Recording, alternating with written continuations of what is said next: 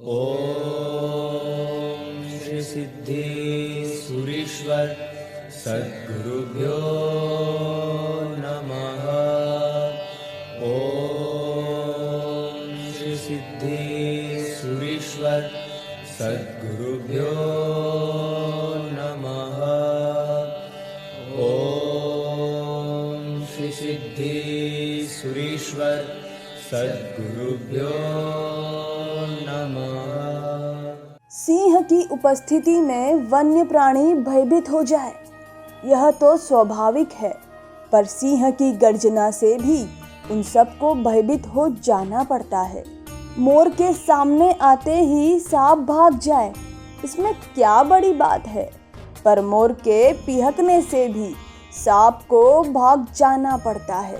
Police की गाड़ी आए और गुंडे रफ्फू चक्कर हो जाए, यह ठीक है, पर पुलिस के वाहन की सायरन बजते ही गुंडे को मैदान छोड़कर भाग जाना पड़ता है। भक्त सद्गुरु भगवंत के श्री चरणों में उपस्थित हो और उसके पाप कर्म भस्म होने लगे, यह तो ठीक है, पर सद्गुरु भगवंत के नाम स्मरण से ही पाप कर्म को भाग जाना पड़ता है। परम पूज्य आचार्य भगवंत श्री सिद्धेश्वरीश्वर जी महाराजा ऐसे ही एक सद्गुरु भगवंत है। उनके नाम स्मरण मात्र से ही हमने कठिन कर्मों को नष्ट होते हुए अनुभव किया है। मेरी मम्मी को दादा पर अत्यंत श्रद्धा, दादा का नाम लेने से भी अंतराय दूर हो जाते हैं, ऐसी उनकी दृढ़ आस्था और अनेकानेक अनुभव।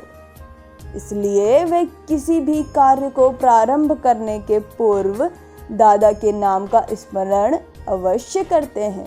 इसलिए वे किसी भी कार्य को प्रारंभ करने के पूर्व दादा के नाम का स्मरण अवश्य करते हैं। बड़ी उम्र में मम्मी को अन्न नली का कैंसर हो गया। राहत की बात यह थी कि प्रारंभिक स्टेज पर ही इसका पता चल गया। हम सब बहुत टेंशन में आ गए थे, पर सचमुच में जिसे टेंशन होना चाहिए था वो मम्मी चिंता मुक्त थी। मम्मी कहती थी कि दादा बैठे हैं, फिर किस लिए टेंशन रखना, वे सब कुछ संभालेंगे। डॉक्टर का कहना था कि हमें ऑपरेशन करके स्टेंट लगाना पड़ेगा। डॉक्टर का कहना था कि हमें ऑपरेशन करके स्टेंट लगाना पड़ेगा। आप लोग इस बारे में तय करके आइए, फिर हम ऑपरेशन का दिन फाइनल करते हैं।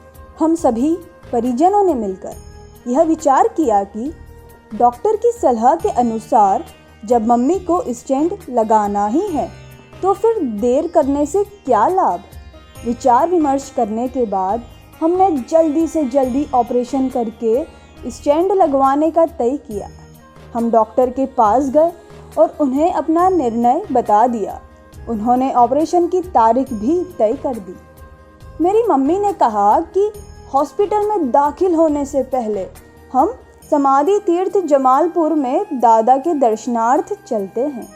मेरी भावना है कि इतना बड़ा कार्य करने के पूर्व हमें दादा का आशीर्वाद प्राप्त हो। मम्मी की बात मानकर हम हॉस्पिटल में एडमिट होने से पहले समाधि तीर्थ जमालपुर दादा के दर्शन करने के लिए गए। समाधि तीर्थ में दर्शन, वंदन, प्रदक्षिणा और प्रभाविक मंत्र का जाप किया। दादा का आशीर्वाद लेकर हम वहां से निकले और हॉस्पिटल में दाखिल हुए। एक दिन के बाद ऑपरेशन करके स्टेंट लगाना था। उसके पहले की रिपोर्ट्स वगैरह की प्रक्रिया चल रही थी। उस समय मम्मी के मन में दादा का नाम और जीभ पर दादा का जाप सतत चल ही रहा था। दूसरे दिन उन्हें ऑपरेशन थिएटर में ले गए। मम्मी को बेहोश करने के बाद डॉक्टर ने हमको ऑपरेशन थिएटर में बुलाया और कहा, देखिए यह गले के अंदर का भाग, गले की ऐसी स्थिति हो तो आपकी मम्मी खाना पीना कैसे कर सकती है। हमने डॉक्टर को बताया कि साहब मम्मी सब कुछ खा पी सकती है, खाने में उनको कोई प्रॉब्लम नहीं है और अभी उनको दूसरी कोई तकलीफ भी नहीं है। हमारी बात सुनकर डॉक्टर आश्चर्यचकित रह गए और बोले, गले की इतनी खराब हालत हो तो खाने पीने में तकलीफ होती ही है, परंतु आपके कहे अनुसार मम्मी को कोई तकलीफ नहीं है, ऐसा संभव नहीं है। फिर भी यदि ऐसा हो रहा है तो ऐसा क्यों हो रहा है, मैं इसका कारण नहीं जानता। गले की ऐसी खराब हालत में भी यदि अभी इन्हें खाने पीने में तकलीफ नहीं हो रही है तो हम अभी इनका ऑपरेशन नहीं करते हैं। आज के स्वार्थी ज़माने में दादा के प्रभाव से हमें डॉक्टर भी ऐसे सज्जन व्यक्ति मिले जिन्होंने बेकार खर्च करने को मनाही की और ऑपरेशन किए बिना ही मम्मी को ऑपरेशन थिएटर से बाहर भेज दिया गया। हमारा पूरा परिवार विचार में पड़ गया कि इतनी खराब परिस्थिति में व्यक्ति अत्यंत स्वस्थ जीवन जिए, क्या ऐसा संभव हो सकता है? न तो इसका जवाब डॉक्टर के पास है और न ही हमारे पास है। वर्षों पूर्व हम 45,000 रुपयों का ऑपरेशन करवाने के लिए तैयार हो गए थे। हमने रुपए हॉस्पिटल में जमा भी कर दिए थे, परंतु मात्र 1500 रुपये का खर्च करके हम स्वस्थ मम्मी के साथ घर वापस लौट आए। सिर्फ दादा के प्रति अगाध श्रद्धा के कारण मम्मी ऑपरेशन से बच गई। उसके बाद उनको कभी भी ऑपरेशन करवाने की ज़रूरत नहीं पड़ी। उनकी जितनी आयु थी वो उन्होंने खूब शातापूर्वक पूर्ण की।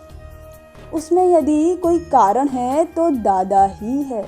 उस समय से हम सब के मन में एक बात घर कर गई है कि यदि दादा के प्रति श्रद्धा हो तो कुछ भी असंभव नहीं है। उस समय से हम सब के मन में एक बात घर कर गई है कि यदि दादा के प्रति श्रद्धा हो तो कुछ भी असंभव नहीं है।